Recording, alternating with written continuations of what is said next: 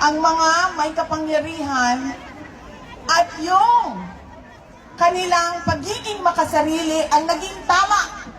At lahat tayo naging mali.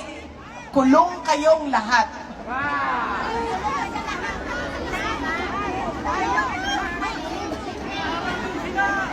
Ganon ang estado ng ating bayan. God bless you too. God save the Philippines.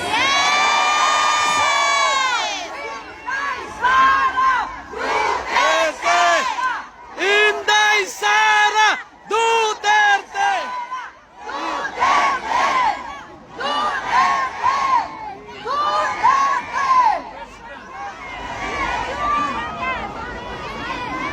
Isa pa na laging nangyayari sa atin,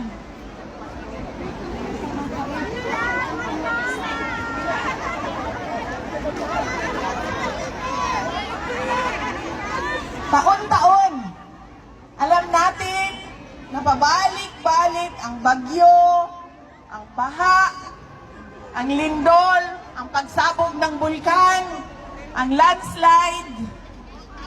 Ano pa bang nangyayari sa atin? Kasi maraming buhaya! Lindol.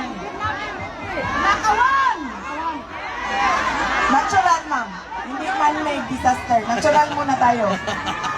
Natural.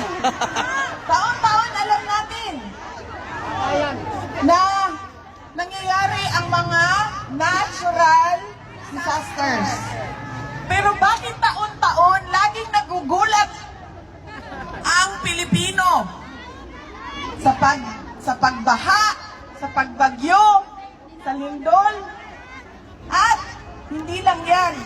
Pagkagulat natin, sira-sira lahat, hindi na makabangon ulit. Because of education. Kung maalala ninyo, nagkaroon ng malaking lindol sa Cebu noong mga ilang buwan na ang nakaraan. Pagbisita namin ng Cebu nitong bago lang, ganun na ganun pa rin. Para silang kahapon lang na lindol. Hindi tayo nakakabangon kaagad. At meron sa atin, hindi na nakakabangon talaga. Ubus ang savings dahil sa kalamidad. Taon-taon, ubus ang gamit. Isa yan sa mga